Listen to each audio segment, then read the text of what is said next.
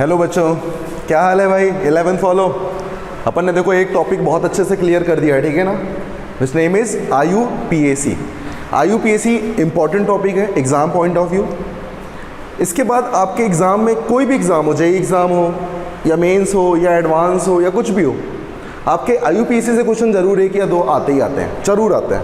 और नंबर वो उतने ही देते हैं जितना किसी और से मिलते हैं। क्लियर है।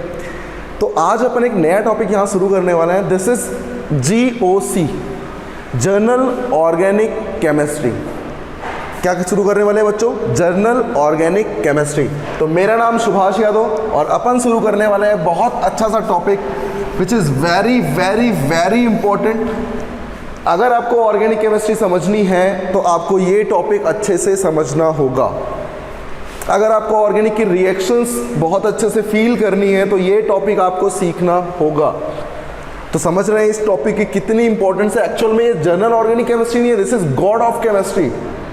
समझ रहे हैं। यहाँ हम इंटरमीडिएट की स्टेबिलिटी सीखेंगे, कार्बोकैटायन की स्टेबिलिटी सीखेंगे, कार्बोनाइन की स्टेबिलिटी सीखेंगे और बहुत कुछ सीखने वाले हैं। एसिडिक स्ट्रेंथ, बेसिक स्ट्रेंथ, बहुत कुछ। क्लियर। तो अपन इसका नाम पढ़ते हैं GOC and this is journal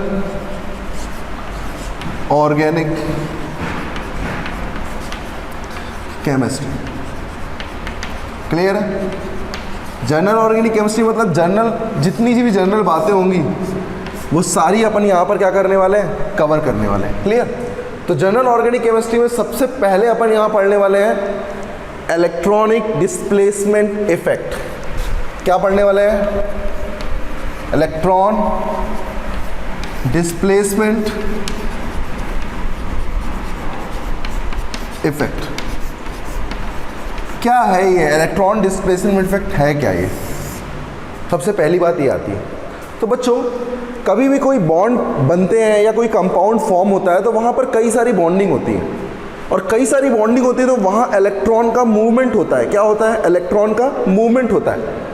उस इलेक्ट्रॉन के मूवमेंट को इफेक्ट के रूप में हम क्या करते हैं, एक्सप्लेन करते हैं कि ये इलेक्ट्रॉन इधर मूव कर रहा है तो कुछ ऐसा इफेक्ट आ रहा होगा, या ये इलेक्ट्रॉन इधर मूव कर रहा है कुछ ऐसा इफेक्ट आ रहा होगा। तो हम यहाँ पर मेनली बात करते हैं इलेक्ट्रॉन के डिस्प्लेसमेंट की। इलेक्ट्रॉन कैसे मूव करता है। अगर इलेक्ट्रॉन एक जगह से दूसरी जगह जाता है तो कोई ना कोई चार्ज जरूर क्रिएट करता है। क्यों क्रिएट करता है बच्चों? ध्यान दें। मान लीजिए मेरे पास कोई A ग्रुप है and this is B group. ठीक है। मैंने कहा कि A की इलेक्ट्रोनिगेटिविटी B से ज़्यादा है। ये मैंने कह दिया। इलेक्ट्रोनिगेटिविटी किसकी ज़्यादा है? A की ज़्यादा है। किससे? B से। तो बच्चों, सबसे पहली चीज़ ये होती है कि जब भी हम इलेक्ट्रॉन डिस्प्लेसमेंट की बात करते हैं तो electron direction of movement of electron कुछ इस तरीके से होती है बच्चों। Electron always move less electronegative to more electronegative. Clear. Less electronegative to more electronegative. अब बताओ बच्चों, अगर less electronegative to more electronegative electron जाएंगे तो क्या इलेक्ट्रॉन जहां से निकल रहे होंगे, जहां से रिलीज हो रहे होंगे, क्या उसके ऊपर पॉजिटिव चार्ज आने लगेगा? बताएं क्यों? क्योंकि कभी भी इलेक्ट्रॉन अगर खाली होते हैं, इम्प्टी होते हैं, तो वहाँ पर क्या आता है? पॉजिटिव चार्ज आता है। क्या क्लियर बात समझ में आ रही है? और कहीं इलेक्ट्रॉन मूव करके जा रहे हैं, किसी दूसरी जगह जा रहे हैं, तो बच्चों वहाँ क्या आता है? नेगेटिव चार्ज आता है। क्यों आता है ऐसा? क्योंकि इलेक्ट्रॉन अगर जा रहे हैं तो इलेक्ट्रॉन एक जगह से खाली हो रहा है, दूसरी जगह डोनेट हो रहे हैं। तो बताओ, जहाँ इलेक्ट्रॉन खाली हो रहे होंगे क्या वहाँ पॉजिटिव चार्ज आएगा? और जहाँ इलेक्ट्रॉन मूव कर रहे होंगे, जिधर जा रहे होंगे जिस कंपाउंड के पास, क्या उसके पास नेगेटिव चार्ज आएगा? इस इलेक्ट्रॉन के मूवमेंट में जो एक इफेक्ट काम करता है ना, उसे ही हम कहते हैं इलेक्ट्रॉन डिस्प्लेसमेंट इफेक्ट। मतलब बच्चों, अगर मैं आपसे बोलूं कि यहाँ पर A है, इलेक्ट्रोनेगेटिविटी ज़्यादा है, तो इलेक्ट्रॉन किधर जाएगा? Less EN to more EN, तो बताओ यहाँ क्या आने लगेगा, पॉजिटिव चार्ज, और यहाँ क्या आने लगेगा, नेगेटिव चार्ज। ये एक्चुअल में थोड़े थोड़े इलेक्ट्रॉन जाते हैं, तो थोड़े के लिए हम यूज़ करते हैं, कम क्वांटिटी की यूज़ करते हैं हम डेल पॉजिटिव और डेल नेगेटिव। अब इनकी वजह से इलेक्ट्रॉन मूव कर रहे हैं तो कुछ इफेक्ट्स आते हैं, और उन इफेक्ट्स के नाम है बच्चों, सबसे पहले हम पढ़ने वाले हैं इंडक्टिव इफेक्ट। क्या पढ़ने वाले हैं, इंडक्टिव इफेक्ट। दूसरे नंबर पे हम पढ़ने वाले हैं बच्चों हाइपर कॉन्जुगेशन इफेक्ट। क्या पढ़ने वाले हैं, हाइपर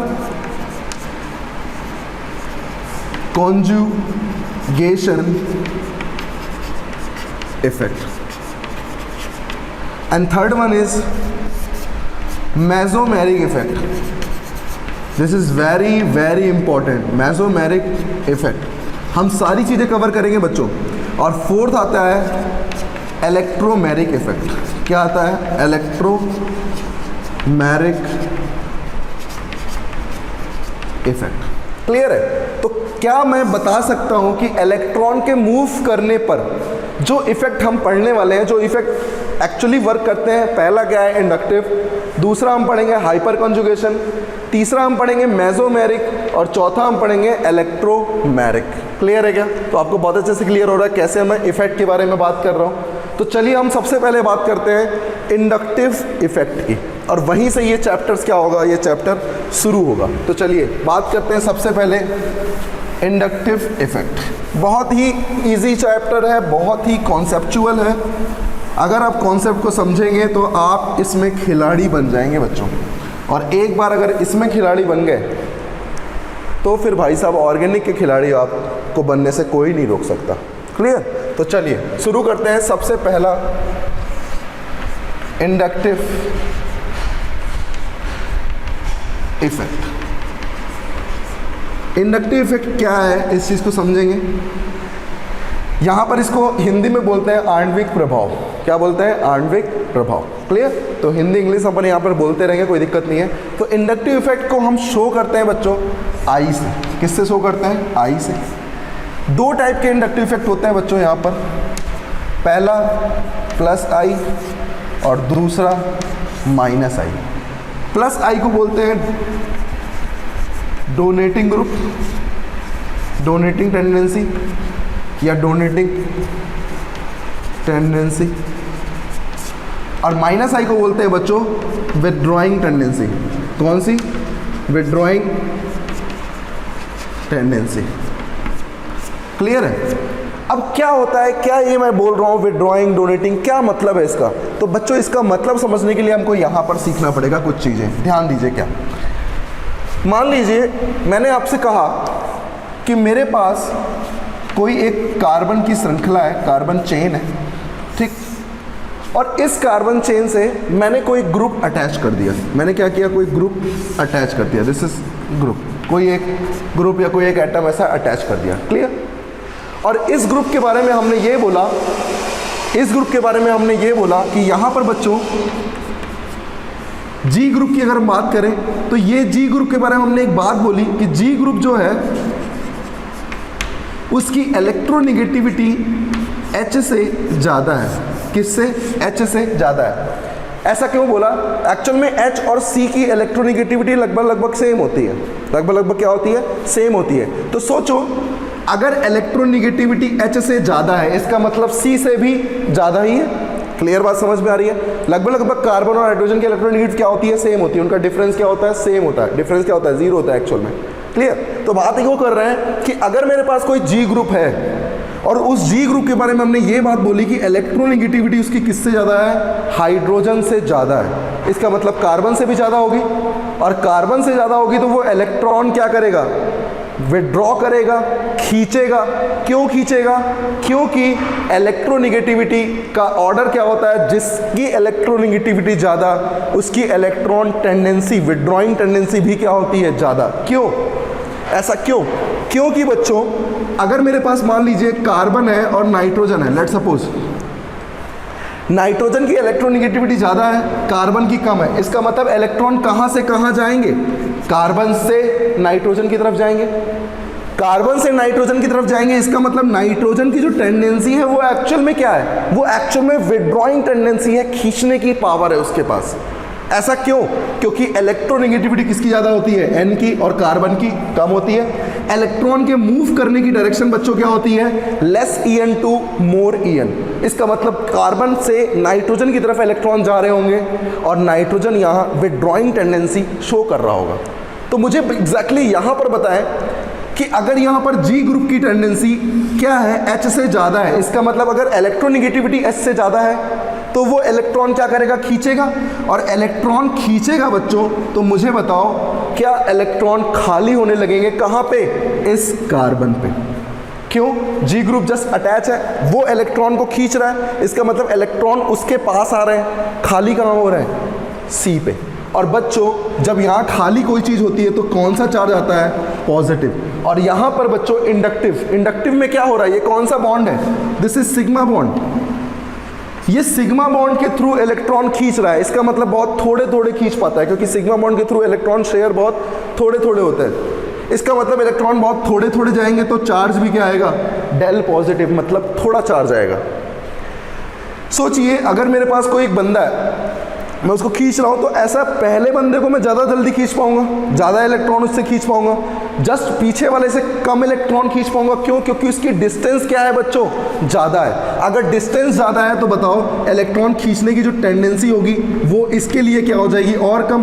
और कम के लिए हम क्या लगाते हैं, डबल डेल पॉजिटिव। और कम हो गई, और कम खींच पाएगा, यहाँ पे और कम खींच पाएगा। और लगभग बच्चों 3 कार्बन के बाद ये इफेक्ट काम करना क्या कर देता है, बंद कर देता है। लगभग 3 कार्बन तक ही इसका इफेक्ट काम करता है, क्योंकि इंडक्टिव इफेक्ट है क्या बच्चों, सिग्मा बॉन्ड के थ्रू इलेक्ट्रॉन विड्रॉइंग करने की टेंडेंसी और डोनेट करने की टेंडेंसी ही क्या है, इंडक्टिव इफेक्ट। अगर विड्रॉ कर रही है तो माइनस आई, अभी हम पढ़ेंगे आगे, डोनेट कर रही है तो प्लस आई। इसका मतलब हम यहाँ पर ये अभी सीखेंगे कि कैसे हम प्लस आई और माइनस आई पहचानेंगे। बहुत इजी है, बहुत इजी है। बस अभी अब ये समझो कि एक्चुअल में इफेक्ट कैसे शो कर रहा है। एक्चुअल में इफेक्ट कैसे शो कर रहा है, मतलब क्या हुआ कि अगर मेरे पास कोई G ग्रुप है जिसकी इलेक्ट्रोनेगेटिविटी H से ज़्यादा है, इसका मतलब C से भी ज़्यादा है, इसका मतलब ये इलेक्ट्रॉन विड्रॉ करेगा। तो मैं कह सकता हूँ ये क्या कर रहा है, इलेक्ट्रॉन विड्रॉ कर रहा है। क्लियर? तो इलेक्ट्रॉन विड्रॉ कर रहा है, तो बताओ इलेक्ट्रॉन जाने किसके पास लगेंगे, इसके पास। इसके पास इलेक्ट्रॉन बहुत सारे हो जाएंगे तो नेगेटिव चार्ज आता है, और थोड़े थोड़े इलेक्ट्रॉन जा रहे हैं तो डेल नेगेटिव आएगा, क्योंकि थोड़ा नेगेटिव रहेगा। जैसे थोड़ा पॉजिटिव वैसे थोड़ा नेगेटिव। क्या बहुत अच्छे से क्लियर हो रहा है? तो एक बात अपने ये सीखी कि इंडक्टिव इफेक्ट में इलेक्ट्रॉन का केवल मूवमेंट हो रहा है किसके अबाउट, सिग्मा बॉन्ड के अबाउट। यही चीज़ तो हो रही है। अगर मैं दूसरी बात की बात करूं तो मुझे बताएं, अगर कोई कार्बन कार्बन की कोई चेन है और इससे मैंने अब कोई ग्रुप लगाया, और इस ग्रुप के बारे में हमने ये बात बोली कि G ग्रुप जो है उसकी इलेक्ट्रोनेगेटिविटी इस बार H से कम है। इस बार क्या है, H से कम है, हाइड्रोजन से क्या है, कम है। तो बताओ हाइड्रोजन से कम है, इसका मतलब क्या कार्बन से भी कम ही होगी, क्योंकि हाइड्रोजन और कार्बन क्या है, लगभग लगभग सेम है। और मुझे बताओ अब यहाँ पर कार्बन जो है वो ज़्यादा इलेक्ट्रोनेगेटिव है। मैं कह सकता हूँ हाइड्रोजन या कार्बन, कुछ भी बोलूँ, इलेक्ट्रोनेगेटिविटी अब ज़्यादा किसकी है, कार्बन की। G की क्या है, कम है। तो अब कौन खींचेगा इलेक्ट्रॉन, ये कार्बन खींचेगा। ये कार्बन खींचने का मतलब क्या हुआ, क्या मैं एक तरीके से कह सकता हूँ ये इलेक्ट्रॉन खींच रहा है या G इलेक्ट्रॉन दे रहा है। भाई मेरे को कोई इलेक्ट्रॉन दे रहा है तो मैं क्या सोचूंगा, या तो वो डोनेट कर रहा है या मैं बोलूँगा मैं उससे इलेक्ट्रॉन खींच रहा हूँ। 2 तरीके से बात बोल सकता हूँ, और वही 2 तरीके मैं यहाँ यूज़ कर रहा हूँ। तो मुझे बताओ यहाँ पर जो G ग्रुप था वो इलेक्ट्रॉन विड्रॉ कर रहा था। विड्रॉइंग इफेक्ट क्या कहलाता है, माइनस आई। यहाँ G क्या कर रहा है, डोनेट कर रहा है। क्यों? क्योंकि इलेक्ट्रोनेगेटिविटी क्या है, कम है, और C की क्या है, ज़्यादा है। तो इलेक्ट्रॉन लेस En से मोर En जाएंगे। तो मुझे बताओ यहाँ पर इलेक्ट्रॉन खाली होने लगेंगे और यहाँ इलेक्ट्रॉन भरने लगे होंगे। तो बताओ जब इलेक्ट्रॉन एक्सेस में आते हैं तो चार्ज कौन सा आता है, नेगेटिव। यहाँ थोड़े और कम आएंगे तो थोड़ा कम, यहाँ और थोड़े कम आएंगे, और 3 इफेक्ट के बाद लगभग टेंडेंसी क्या हो जाती है, खत्म सी हो जाती है। क्लियर बात समझ में आ रही है क्या? बहुत अच्छे से क्लियर हो रहा है। तो बताओ यहाँ जी क्या कर रहा है, डोनेट कर रहा है, तो इस जी को मैं क्या बोलूँगा, प्लस आई। क्या बोलूँगा, प्लस आई इफेक्ट। तो एक चीज़ हमने ये समझी कि मान लो अगर मेरे पास कोई ऐसा ग्रुप है जिसकी इलेक्ट्रोनेगेटिविटी H से ज़्यादा है, तो वो कार्बन से भी ज़्यादा होगी तो वो इलेक्ट्रॉन खींचेगा। फिर दूसरी बात मैंने बोली कि अगर कोई ग्रुप है जिसकी इलेक्ट्रोनेगेटिविटी H से कम है, इसका मतलब C से भी कम होगी, तो अब कौन खींचेगा, कार्बन खींचेगा, क्योंकि कार्बन की इलेक्ट्रोनेगेटिविटी ज़्यादा है। इसका मतलब यहाँ पर ये G क्या कर रहा है, डोनेटिंग टेंडेंसी शो कर रहा है, और डोनेटिंग का मतलब क्या हुआ, प्लस आई। ये क्या कर रहा है, डोनेटिंग टेंडेंसी शो कर रहा है, डोनेटिंग ग्रुप है, इसका मतलब क्या है, प्लस आई ग्रुप है। और सारी चीज़ें हो किसके रही हैं, about sigma bond. About sigma bond, यहाँ पर इलेक्ट्रॉन शेयर हो रहे हैं, इलेक्ट्रॉन डोनेट हो रहे हैं और इलेक्ट्रॉन विड्रॉ हो रहे हैं। दो चीज़ें हो रही बच्चों यहाँ पर। तो क्या आप बहुत अच्छे से सीख रहे हो कि प्लस आई इफेक्ट का मतलब सिंपल सा क्या हुआ, अगर कोई ग्रुप डोनेट कर रहा होगा तो मैं क्या बोलूँगा, उसको प्लस आई। अगर कोई ग्रुप विड्रॉ कर रहा होगा तो उसको मैं क्या बोलूँगा, माइनस आई। अब मैं इसके बारे में थोड़ा लिखने जा रहा हूँ, तो आप समझना, यहाँ पे मैं इनके बारे में कुछ पॉइंट लिख रहा हूँ, समझना इस चीज़ को। सबसे पहली अगर मैं बात करूं कि अगर मान लो यहाँ पर इंडक्टिव लगना होता, तो ज़रूरी बात क्या है इंडक्टिव इफेक्ट की, कम से कम इलेक्ट्रोनेगेटिविटी का क्या होना चाहिए, डिफरेंस होना चाहिए। क्या होना चाहिए, डिफरेंस होना चाहिए। अगर इलेक्ट्रोनेगेटिविटी का डिफरेंस ही नहीं होगा तो इलेक्ट्रॉन मूव कहाँ करेंगे, उन्हें कैसे पता लगेगा कौन लेस इलेक्ट्रोनेगेटिव है, कौन मोर इलेक्ट्रोनेगेटिव है, उनके कैसे पता चलेगा, नहीं पता चलेगा। इसका मतलब अगर उन्हें दो ऐसे ग्रुप मिल जाएं, उनके बीच में बॉन्ड है और दो ऐसे एटम हैं जिन पे इलेक्ट्रोनेगेटिविटी का डिफरेंस है, तभी तो इस बॉन्ड में इंडक्टिव इफेक्ट होगा, वरना नहीं होगा। तो पहली पॉइंट अपन ये लिखते हैं, इन इंडक्टिव इफेक्ट इलेक्ट्रॉन क्या हो रहे हैं, यहाँ पर इलेक्ट्रॉन डोनेट हो रहे हैं या विड्रॉ हो रहे हैं। इसका मतलब इलेक्ट्रॉन की क्या हो रही है, शेयरिंग हो रही है। तो electron share by sigma bond due to difference of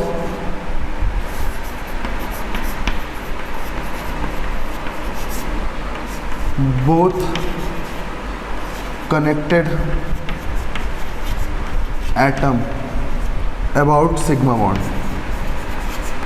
अगर सिग्मा बॉन्ड के अबाउट जो एटम जुड़े हुए हैं उनमें अगर इलेक्ट्रोनेगेटिविटी का डिफरेंस है, due to difference of electronegativity, ठीक है, due to difference of electronegativity, अगर इलेक्ट्रोनेगेटिविटी का डिफरेंस है तभी इलेक्ट्रॉन मूव करेंगे और तभी इंडक्टिव इफेक्ट शो करेगा। तो इंडक्टिव इफेक्ट शो करने के लिए ज़रूरी क्या है, इलेक्ट्रोनेगेटिविटी का डिफरेंस होना। क्लियर है? जैसे मैं आपसे बोलूँ C है N है, इंडक्टिव इफेक्ट लगेगा, क्योंकि यहाँ पर क्या है, कार्बन लेस इलेक्ट्रोनेगेटिव है, नाइट्रोजन मोर इलेक्ट्रोनेगेटिव है, less electronegative to more electronegative, electron क्या होंगे, शेयर होंगे, इलेक्ट्रॉन यहाँ मूव करेंगे। और इलेक्ट्रॉन मूव करने की अगर बारी आएगी तो बताओ इलेक्ट्रॉन खाली कहाँ होंगे, कार्बन पे, क्योंकि इलेक्ट्रॉन यहाँ से जा रहे हैं, और जाएंगे कहाँ, नाइट्रोजन पे, क्योंकि इलेक्ट्रॉन किसकी तरफ जा रहा है, नाइट्रोजन की तरफ जा रहा है। तो मैं कह सकता हूँ यहाँ कार्बन क्या शो कर रहा है बच्चों, प्लस आई, क्योंकि वो डोनेट कर रहा है, और यहाँ नाइट्रोजन क्या कर रहा है बच्चों, माइनस आई, क्योंकि वो विड्रॉ कर रहा है। तो क्या आपको समझ में आया क्लियरली कि प्लस आई और माइनस आई एक दूसरे के अबाउट हम देखते हैं कि किसकी विड्रॉइंग टेंडेंसी है तो वो खींचेगा, इसका मतलब माइनस आई, किसकी डोनेटिंग टेंडेंसी है इसका मतलब वो डोनेट करेगा, क्या बोलूँगा, प्लस आई। बहुत अच्छे से क्लियर हो रहा है। इसका मतलब सबसे बड़ी चीज़ है इलेक्ट्रॉन शेयर्ड या इलेक्ट्रॉन मूवमेंट कि वहाँ पर एटम में इलेक्ट्रॉन नेगेटिविटी का डिफरेंस होना चाहिए। सबसे इंपॉर्टेंट बात ये है। तो ये बात आपको समझ में आई कि कैसे हम प्लस आई इफेक्ट और कैसे हम माइनस आई इफेक्ट के बारे में समझ पा रहे हैं। अब देखिए इन चीज़ों को थोड़ा आगे बढ़ाते हैं। अब देखिए क्या सिस्टम है, इस सिस्टम को आप समझो, पहले फील करो कि क्या एक्चुअल में हो रहा है। क्लियर? अच्छा बताओ, अगर कोई पूछे आपसे कि ये परमानेंट इफेक्ट है या टेम्परेरी इफेक्ट है, क्या बोला मैंने, फिर से सुनो।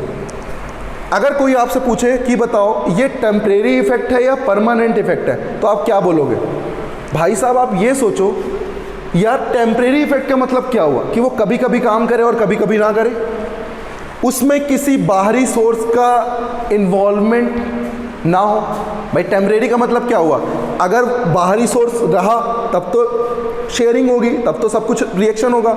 लेकिन मान लो अगर कोई बाहर आदमी चला गया तो क्या अब यहाँ काम रुक जाएगा? आप सोचो, परमानेंट आदमी अपन फिक्स करते हैं, किसको करते हैं? जो हमेशा काम करता है ना, उसे क्या बोलते हैं? परमानेंट है ये। टेम्परेरी का मतलब क्या हुआ, अगर अभी आज ये है कल नहीं है, किसी वजह से नहीं है, तो इसका मतलब किसी वजह का मतलब क्या हुआ? Outer source. तो बच्चों एक चीज़ ध्यान रखना, अगर कोई परमानेंट इफेक्ट है तो वहाँ कभी भी कोई आउटर सोर्स का कोई काम नहीं रहेगा। आउटर सोर्स का जब कोई काम ही नहीं है, आउटर से अपन डिपेंडेंट ही नहीं है, तो अपन तो काम करते रहेंगे। यही चीज़ होती है इंडक्टिव इफेक्ट के साथ। क्यों?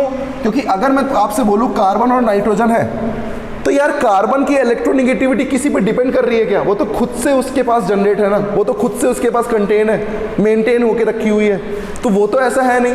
और नाइट्रोजन का भी वही खेल है, कार्बन का भी वही खेल है, इसका मतलब इलेक्ट्रोनेगेटिविटी हमेशा वही रहेगी। तो इलेक्ट्रॉन का मूवमेंट भी हमेशा होगा, और हमेशा होने वाली चीज़ को हम क्या बोलते हैं? Permanent effect. तो मैं लिख सकता हूँ inductive effect inductive effect is a permanent effect. Inductive effect is a permanent effect. क्या क्लियर समझ में आ रहा है? थर्ड पॉइंट देखो अब आप यहां पर सोचो, अगर इंडक्टिव इफेक्ट की हम बात कर रहे हैं तो बताओ इंडक्टिव इफेक्ट में इलेक्ट्रॉन बहुत थोड़े थोड़े जा रहे थे, क्योंकि वहां इलेक्ट्रॉन मूव किसके थ्रू कर रहे थे? Due to sigma bond. तो वहाँ इलेक्ट्रॉन की शेयरिंग क्या होगी? बहुत थोड़ी थोड़ी होगी। इसीलिए जब थोड़ी थोड़ी शेयरिंग होती है तो इफेक्ट भी थोड़ा थोड़ा लगेगा। तो मैं कह सकता हूँ it's a poor effect, it's a poor effect, it's a poor effect. मतलब इसका बहुत ज़्यादा इफेक्ट हम नहीं पा पाते, बहुत ज़्यादा इफेक्ट नहीं है। क्लियर है बात? इतनी बात आपको समझ में आई कि मेन पॉइंट क्या है कि परमानेंट इफेक्ट है ये। दूसरा, इलेक्ट्रोनेगेटिविटी का डिफरेंस है तभी इंडक्टिव होगा, वरना नहीं होगा। अगर मैं आपसे बोलूं कार्बन कार्बन है, बताओ इनके बीच इंडक्टिव इफेक्ट होगा या नहीं होगा? भाई इलेक्ट्रोनेगेटिविटी क्या हो गई? सेम हो गई। और इलेक्ट्रोनेगेटिविटी सेम हो गई, इसका मतलब नो इंडक्टिव, नो इंडक्टिव। क्या समझ में आ रहा है भाई? नो इंडक्टिव, क्योंकि कार्बन और कार्बन की क्या इलेक्ट्रोनेगेटिविटी होती है? सेम होती है। इसका मतलब यहाँ इलेक्ट्रॉन मूव ही नहीं करेंगे, तो यहाँ पर क्या होगा? No inductive, because of electronegativity difference is equal to 0। Electronegativity का डिफरेंस कितना है बच्चों? यहाँ पर 0 है, तो यहाँ पर कोई भी इंडक्टिव शो नहीं करेगा। क्या क्लियर समझ में आ रहा है?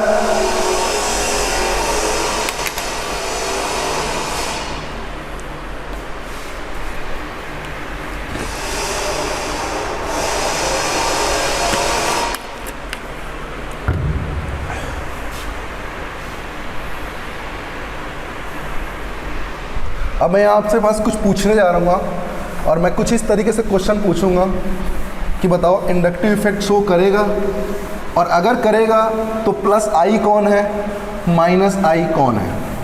बहुत मज़ा आने वाला है बच्चों इस क्लास में अभी, ठीक है ना। तो पहले अपन क्या सीखेंगे? कुछ मेन बातें, जैसे इलेक्ट्रोनेगेटिविटी की अगर हम बात करें तो यहाँ इंडक्टिव इफेक्ट में सारी चीज़ें किस पे डिपेंड हो रही हैं? इलेक्ट्रोनेगेटिविटी पे। भाई इंडक्टिव इफेक्ट कब काम कर रहा है? जब इलेक्ट्रोनेगेटिविटी का डिफरेंस है तभी काम कर रहा है, वरना नहीं कर रहा है। अगर इलेक्ट्रोनेगेटिविटी का जितना ज़्यादा डिफरेंस होगा उतना ज़्यादा इलेक्ट्रॉन खींचेंगे। भाई जिसके पास ज़्यादा इलेक्ट्रोनेगेटिविटी ज़्यादा इलेक्ट्रॉन खींचेगा, जिसकी इलेक्ट्रोनेगेटिविटी कम है वो कम खींचेगा। या मैं उल्टा बोलूँ तो इलेक्ट्रॉन डोनेट कौन करेगा? जिसकी इलेक्ट्रोनेगेटिविटी बिल्कुल ज़्यादा हो या कम हो? बताओ, कम हो, क्योंकि इलेक्ट्रोनेगेटिविटी अगर ज़्यादा होगी तो वो इलेक्ट्रॉन डोनेट कैसे करेगा यार? समझ में आ रहा है? तो चलो बात करते हैं इंडक्टिव इफेक्ट में। तो यहाँ पर हम इलेक्ट्रोनेगेटिविटी कुछ ऐसी बात करने वाले हैं कि अगर मुझे बताओ एल्काइन है, एल्कीन है और एल्केन है, इनमें इलेक्ट्रोनेगेटिविटी कैसे देखते हो बच्चों? बताओ। क्या आपने सबने इसमें इनऑर्गेनिक में पढ़ रखा होगा कि electronegativity is directly proportional to percentage of S character, percentage of S character. क्या पढ़ रखा है आप सबने? तो मुझे बताओ यहाँ पर हाइब्रिडाइजेशन क्या होता है? मैंने आपको पढ़ाया था sp, C double bond C में क्या होता है sp2, और यहाँ क्या होता है sp3। तो बताओ टोटल एटम कितने हैं? 2, और एक S है एक P है, तो परसेंटेज ऑफ S कैरेक्टर कितना हो गया? 1/2 × 100। सही बात है, 2 टोटल थे जिसमें से S एक है P एक है, हमें निकालना किसका है? S का, तो 1/2 × 100। यहाँ पर बताओ टोटल कितने हैं? 3। किसका निकालना है? S का, मतलब 1/3 × 100। यहाँ आपका परसेंटेज ऑफ S कैरेक्टर निकल आएगा। यहाँ बात करो टोटल कितने हैं? 4, S कितना है? 100। तो बताओ परसेंटेज ऑफ S कैरेक्टर निकालने में कोई दिक्कत है क्या भाई? तो यहाँ आएगा कितना परसेंट? 50%। यहाँ कितना आएगा? 33.33%। और यहाँ कितना आएगा? 25%। तो बताओ मैं कह सकता हूँ कि इलेक्ट्रोनेगेटिविटी सबसे ज़्यादा किसकी होगी? sp की, देन sp2 की, देन sp3 की। अगर मैं थोड़ी और अच्छे से बात करूँ तो यहाँ पर अगर कोई आपसे पूछे तो C ट्रिपल बॉन्ड C की सबसे ज़्यादा होती है। देन आती है बच्चों बेंजीन रिंग। बेंजीन रिंग का मतलब क्या हुआ? 3 पाई बॉन्ड है, 3 पाई बॉन्ड है और यहाँ पर 1 पाई बॉन्ड है। बताओ किसकी इलेक्ट्रोनेगेटिविटी ज़्यादा होगी? 3 पाई बॉन्ड की। फिर आता है सिंगल बॉन्ड। ठीक, बहुत इंपॉर्टेंट है बच्चों, ध्यान रखना ये चीज़।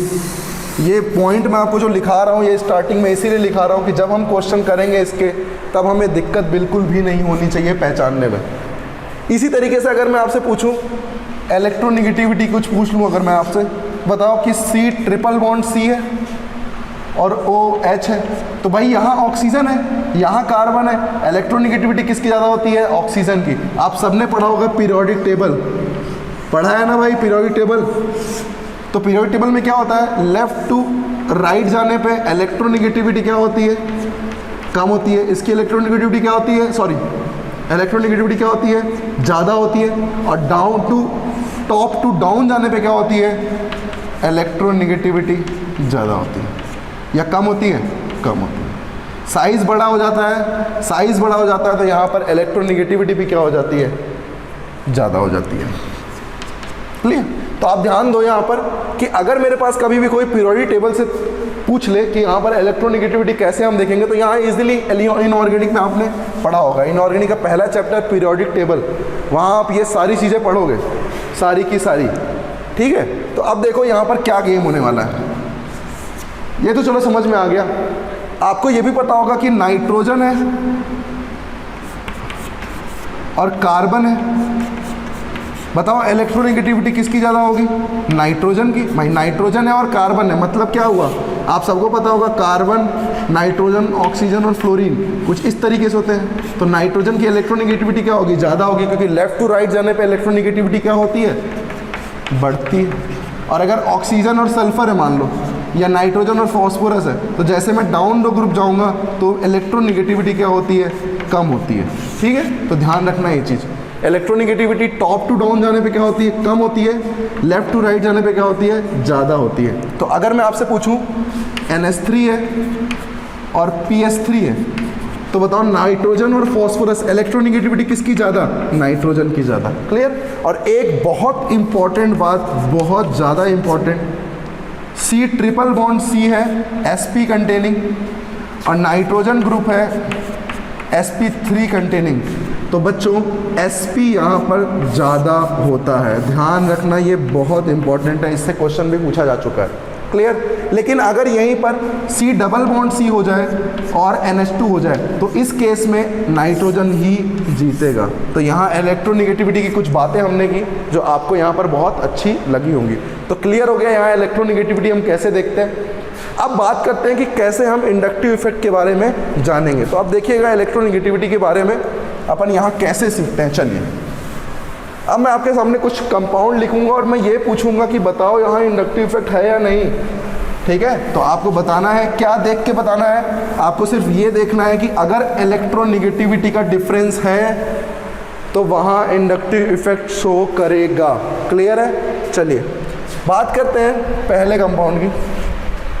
मान लीजिए मेरे पास कुछ इस तरीके से एक बेंजीन रिंग है और बेंजीन रिंग से मैंने कुछ कार्बन और कार्बन जोड़ दिए और मैंने आपसे पूछा कि यहाँ पर इस बॉन्ड में बताओ, इस बॉन्ड में इंडक्टिव इफेक्ट शो करेगा या नहीं करेगा, बताओ बच्चों। तो क्या देखना होता है? Electronegativity difference. इलेक्ट्रोनेगेटिविटी डिफरेंस क्या आप देख पा रहे हो या नहीं देख पा रहे हो? भाई मुझे देखना किसके बीच है? इसके बीच और इसके बीच। क्या बच्चों ये सी डबल बॉन्ड है? 3 डबल बॉन्ड होते हैं, आप सबको पता है, कुछ इस तरीके से। और यहाँ है बच्चों सी सिंगल बॉन्ड। इलेक्ट्रोनेगेटिविटी किसकी ज़्यादा होती है बताओ जल्दी? सी डबल बॉन्ड सी की। और इलेक्ट्रोनेगेटिविटी ज़्यादा है, इसका मतलब इलेक्ट्रोनेगेटिविटी का यहाँ क्या है बच्चों? डिफरेंस है। और डिफरेंस है तो इंडक्टिव इफेक्ट शो करेगा, तो इंडक्टिव इफेक्ट शो करेगा यहाँ पर। और अगर आपसे कोई पूछे लाइट,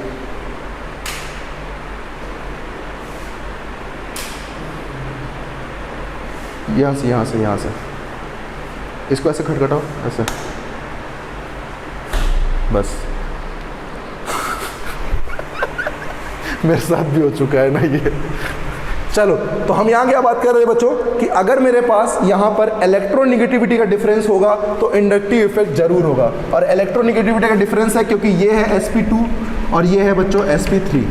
अगर आपसे कोई पूछ ले यहाँ पर इसी क्वेश्चन में कि बताओ यहाँ ये ग्रुप क्या शो कर रहा है, प्लस आई शो कर रहा है या माइनस आई शो कर रहा है, तो आप कैसे बताओगे? बहुत सिंपल है। पहले मेरे एक बात को बहुत ध्यान से सुनो, जब ध्यान से सुनोगे तो ही ध्यान से सीख पाओगे। अब देखना क्या है, आपको ये देखना होता है किसकी इलेक्ट्रोनेगेटिविटी ज़्यादा और किसकी इलेक्ट्रोनेगेटिविटी कम, और फिर उसके बाद आपको क्या करना होता है? इलेक्ट्रॉन के मूवमेंट की डायरेक्शन। तो इलेक्ट्रॉन मूवमेंट की डायरेक्शन क्या होती है बच्चों? Less En to more En, यही तो होती है। अब बताओ लेस En कौन है और मोर En कौन है? क्या ये लेस En है और ये मोर En है? इसका मतलब इलेक्ट्रॉन ऐसे जाएंगे। अब देख के कोई भी बता सकता है इलेक्ट्रॉन डोनेट कौन कर रहा है और खींच कौन रहा है। तो बताओ डोनेट कौन कर रहा है? ये, इसका मतलब ये क्या हो गया? प्लस आई। बहुत अच्छे से क्लियर हो गया। कोई पूछे बेंजीन रिंग क्या है? बेंजीन रिंग क्या कर रही है? खींच रही है, इसका मतलब बेंजीन रिंग क्या हो गई? माइनस आई। समझ में आया? बहुत इजी हो गया। अब देखो, मान लो ये कार्बन है, कार्बन है और यहाँ ऑक्सीजन है बच्चों, और मैंने पूछा OH क्या कर रहा है। तो सबसे पहले आपका क्वेश्चन ये होना चाहिए था कि सर इंडक्टिव इफेक्ट शो करेगा या नहीं करेगा? तो आप बोलोगे करेगा। क्यों करेगा? क्योंकि सर यहाँ पर ऑक्सीजन है और यहाँ पर कार्बन है, और ऑक्सीजन की इलेक्ट्रोनेगेटिविटी कार्बन से ज़्यादा होती है। तो बताओ बच्चों, यहाँ OH की वजह से यहाँ इलेक्ट्रोनेगेटिविटी का डिफरेंस है, इसका मतलब इंडक्टिव शो करेगा। और इंडक्टिव शो करेगा तो बताओ OH ग्रुप क्या करेगा और बेंजीन क्या, सॉरी साइक्लोहेक्सेन क्या करेगा? तो OH ग्रुप की अगर बात करूँ तो इसकी En क्या है? ज़्यादा है, और इसकी En क्या है? कम है। और इलेक्ट्रॉन हमेशा कम En से ज़्यादा En की तरफ जाते हैं। इसका मतलब OH क्या कर रहा है? खींच रहा है। तो इसका मतलब OH हो गया माइनस आई। क्या बहुत अच्छे से क्लियर हो रहा है भाई? बढ़िया, एकदम मज़ा आ रहा है। अगला क्वेश्चन देखो, मान लो कार्बन है और यहाँ पर भी कार्बन है। अब कोई पूछे यहाँ पर इंडक्टिव इफेक्ट शो करेगा या नहीं करेगा, तो आप क्या बोलोगे?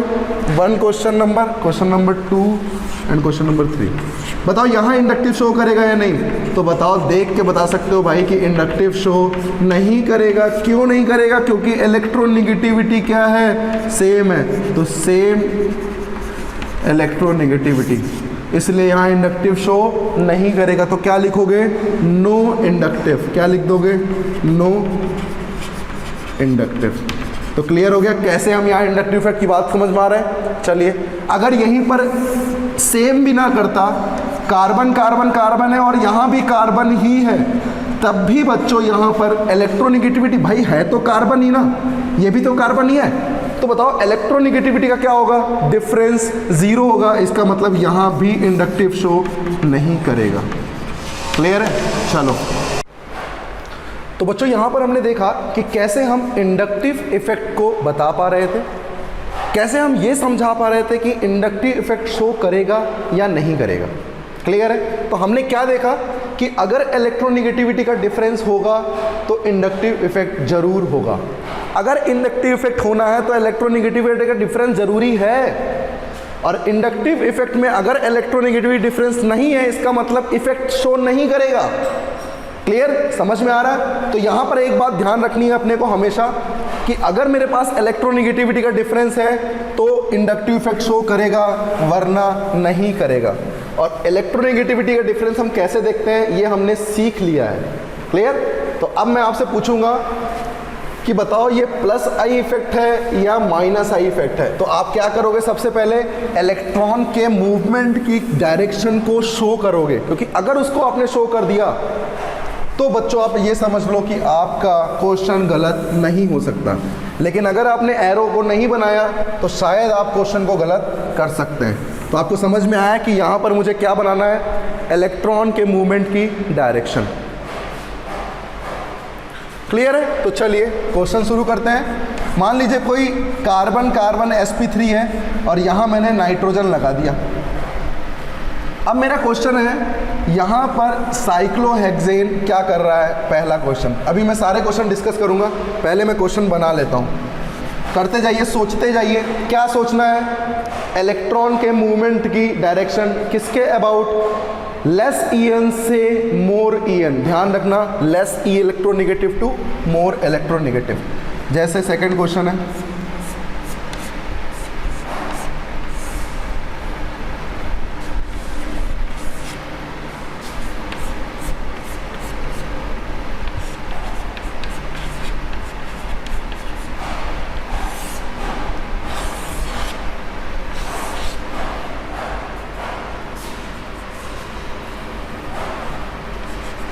चौथा क्वेश्चन है।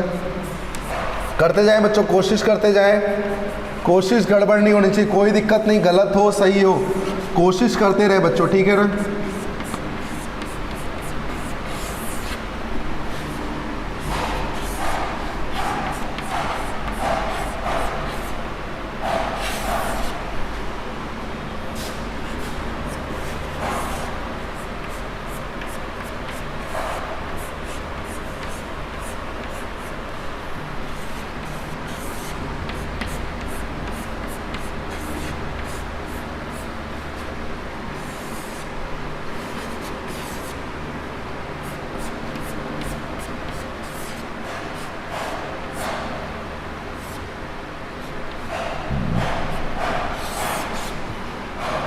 चलिए सबसे पहला क्वेश्चन अपन डिस्कस करते हैं और यहाँ बताते हैं कि यहाँ ये इंडक्टिव शो करेगा या नहीं करेगा, और इंडक्टिव शो करेगा तो प्लस आई करेगा या माइनस आई करेगा, इन सब के बारे में अपन यहाँ जानेंगे।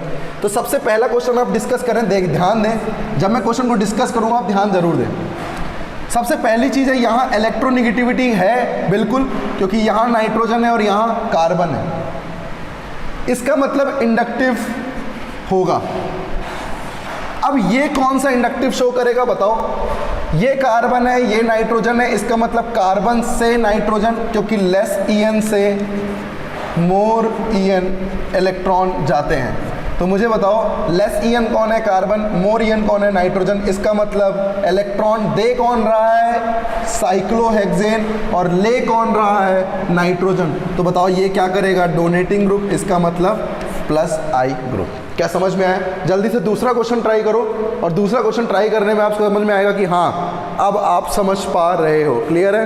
तो जल्दी जल्दी करो, करते जाओ और समझते जाओ कि कैसे अपन यहाँ पर क्वेश्चन प्रैक्टिस कर रहे हैं। क्लियर? चलिए बात करते हैं दूसरे क्वेश्चन की। मैंने आपको भी बताया कि अगर मेरे पास कोई कार्बन है तो कार्बन की इलेक्ट्रोनेगेटिविटी क्या होती है? सेम होती है। तो बताओ क्या यहाँ पर इलेक्ट्रोनेगेटिविटी का डिफरेंस होगा? नहीं होगा। और नहीं होगा तो यहाँ पर क्या लिखोगे? No inductive. क्लियर हो रहा है? चलो इसको बताओ।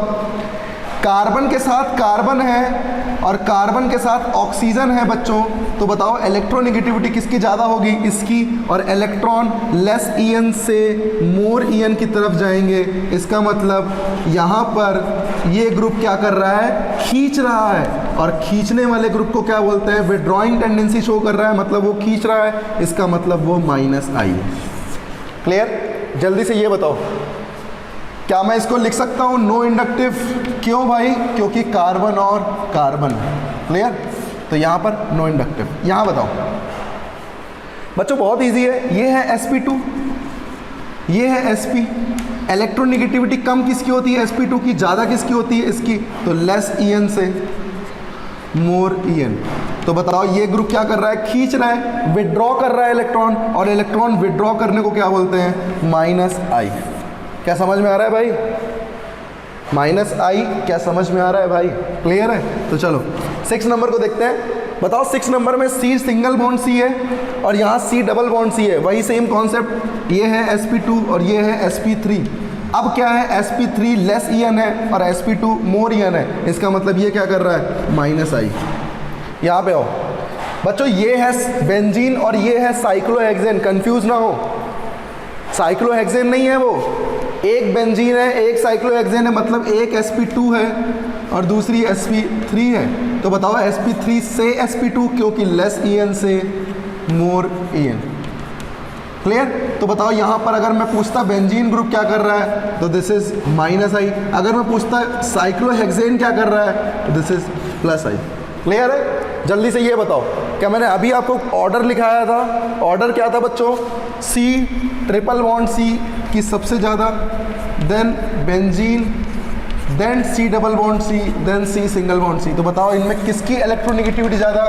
बेंजीन की। और बेंजीन की ज़्यादा और इसकी कम, तो मैं कह सकता हूँ कि less electronegative to more electronegative, less En to more En। तो बताओ ये डोनेट कर रहा है, क्योंकि दिख रहा है कि डोनेटने से ही है, तो डोनेटिंग टेंडेंसी को क्या बोलोगे?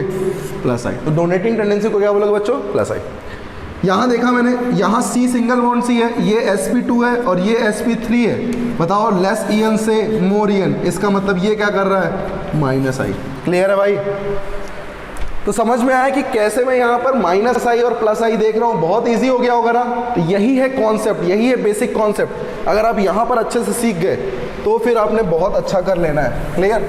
चलो और कुछ बातें करते हैं इसमें, तब और मज़ा आएगा।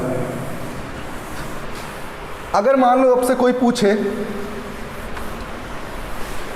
अगर मान लो आपसे कोई पूछे तो ज़रूर बताना। क्लियर है? चलो देखो, मान लो मेरे पास यहाँ पे मैं आपसे बोलता कि एक कोई ग्रुप है और ये किसी एक कंपाउंड से जुड़ा हुआ है। लेट सपोज कार्बन कंटेनिंग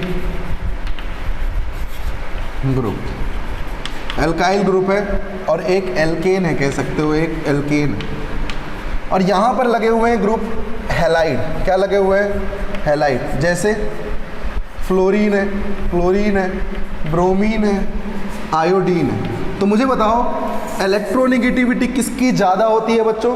क्या अभी आपने सीखा कि जब हम डाउन द ग्रुप जाते हैं तो इलेक्ट्रोनेगेटिविटी क्या होती है? डिक्रीज करती है। जब हम डाउन द ग्रुप जाते हैं तो इलेक्ट्रोनेगेटिविटी डिक्रीज करती है। इसका मतलब ज़्यादा इलेक्ट्रोनेगेटिव ये होगा। तो बताओ अगर मैं G ग्रुप के बारे में बोलूँ, इसे -I इफेक्ट शो करना है, तो -I इफेक्ट किस में ज़्यादा शो होगा?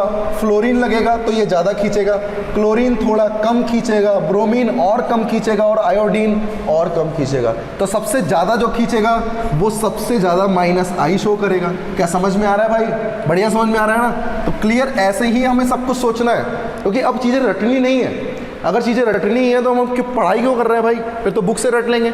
चीज़ें समझ के पढ़नी है, समझ के पढ़ लिया तो क्वेश्चन बहुत अच्छा हो जाना है। ऐसे ही सोचो, अगर तुमसे कोई पूछे OH है, SH है, SEH है, -I इफेक्ट ऑर्डर, क्या बोलोगे? -I इफेक्ट ऑर्डर को क्या बोलोगे भाई? बताओ। -I इफेक्ट में क्या आएगा? OH, SH और SEH, क्या इलेक्ट्रोनेगेटिविटी OH की ज़्यादा होती है, SH थोड़ी कम और SE और कम। क्यों? क्योंकि यहाँ पर ऑर्डर कुछ इस तरीके से होता है, याद है ना? ये पीरियोडिक टेबल है बच्चों, ये थोड़ा सा आपको याद करनी पड़ेगी। जब आप इनऑर्गेनिक पढ़ोगे तो आपको बहुत अच्छे से क्लियर होगा। डाउन द ग्रुप जाने पे क्या होता है, डाउन द ग्रुप जाने पे क्या होगा बच्चों, इलेक्ट्रोनिगेटिविटी कम होगी। तो इलेक्ट्रोनिगेटिविटी ज़्यादा किसकी है, ऑक्सीजन की। एसएच की क्या है, कम है। एससीएच की क्या है, और कम है। तो इस तरीके से बच्चों एक -I का ऑर्डर बनाया गया। तो मैं यहाँ लिखना चाहता हूँ ऑर्डर ऑफ -I इफेक्ट, ठीक। ऑर्डर ऑफ -I इफेक्ट की अगर हम बात करें तो -I इफेक्ट में जो सबसे ज़्यादा इलेक्ट्रोनिगेटिव होगा उसकी खींचने की टेंडेंसी या उसकी विड्रॉइंग टेंडेंसी क्या होगी, उतनी ही ज़्यादा होगी। तो मुझे बताओ बच्चों, अगर मैं OH, SH, SEH की बात कर रहा हूँ, इसी तरीके से अगर मैं आपको बोलता कि अब मेरे पास है ऑक्सीजन प्लस सल्फर प्लस और Se प्लस। अब ध्यान देना इस चीज़ को, मैं आपसे पूछूं किसी पर पॉजिटिव चार्ज है तो वो क्या करेगा। तो सोचो इसको ऐसे कि अगर पॉजिटिव चार्ज लगा है इसका मतलब क्या हुआ, इसका मतलब उसके पास कहीं ना कहीं इलेक्ट्रॉन्स की कमी है, कहीं ना कहीं इलेक्ट्रॉन्स की क्या है, कमी है। और इलेक्ट्रॉन्स की कमी है बच्चों, तो बताओ अपने आप को न्यूट्रल करने के लिए उस कमी को वो फुलफिल करना चाहेगा, और फुलफिल करने के लिए इलेक्ट्रॉन चाहिए, और इलेक्ट्रॉन वो खींचना चाहेगा। खींचना चाहेगा इसका मतलब वो विड्रॉइंग टेंडेंसी शो करेगा। इसका मतलब यहाँ पर अगर पॉजिटिव लग जाता है तो ध्यान दो बच्चों, कौन है जो अपने पॉजिटिव को जल्दी घटाना चाहेगा। भाई इलेक्ट्रोनिगेटिविटी का सेम ऑर्डर होता है बच्चों, मोर इलेक्ट्रोनिगेटिव पे नेगेटिव अच्छा होता है और लेस इलेक्ट्रोनिगेटिव पे पॉजिटिव अच्छा होता है। तो बताओ मुझे यहाँ लेस इलेक्ट्रोनिगेटिव कौन है, ऐसी मतलब ये चाहेगा कि यार मैं ठीक है मैं काम चला लूँगा, मैं तो वैसे लेस इलेक्ट्रोनिगेटिव हूँ, मेरे पे पॉजिटिव ठीक है मैं काम चला लूँगा। ये बोलेगा भाई मेरे से नहीं चलेगा, थोड़ा तो मेरे को चाहिए, मैं इतना स्टेबल नहीं हूँ। ऑक्सीजन बोलेगा मैं तो बहुत ज़्यादा अनस्टेबल हूँ यार, मुझे तो बहुत ज़्यादा चाहिए ही चाहिए। इसका मतलब कौन ज़्यादा इलेक्ट्रॉन खींचेगा, तो मैं कह सकता हूँ यहाँ पर इलेक्ट्रॉन O प्लस ज़्यादा खींचेगा। मान लो इसी तरीके से मैं आपसे पूछूँ O प्लस है और OH है, बताओ अब कौन खींचेगा। यार एक बंदा है जो न्यूट्रल है, एक बंदा है जो न्यूट्रल है, एक बंदा है जिसके पास कमी है, तो इलेक्ट्रॉन कौन खींचना चाहेगा, जिसके पास कमी होगी। और कमी किसके पास है बच्चों, ऑक्सीजन प्लस के पास। इसका मतलब ऑक्सीजन प्लस इलेक्ट्रॉन खींचना चाहेगा। तो मैं सिंपल सी बात कह सकता हूँ कि अगर कोई कार्बोकैटायन कंटेनिंग ग्रुप है और कोई न्यूट्रल ग्रुप है, तो बताओ इलेक्ट्रॉन ज़्यादा कौन खींचेगा, जिस पर कार्बोकैटायन होगा। क्यों ऐसा बोला मैंने, क्योंकि कार्बोकैटायन वैसे ही अनस्टेबल है, कार्बोकैटायन अनस्टेबल है तो इसलिए वो ज़्यादा खींचना ही चाहेगा। तो बताओ यहाँ जो ऑर्डर आता है बच्चों, बहुत इंपॉर्टेंट ऑर्डर है, ये बहुत इंपॉर्टेंट है और बहुत अच्छे से समझ में आएगा आपको। देखना क्या है, NF3 प्लस सबसे ज़्यादा खींचता है, then NR3 plus, then NH3 plus, then आता है बच्चों कार्बोक्सिलिक एसिड। इसके बाद क्या बात करें, सॉरी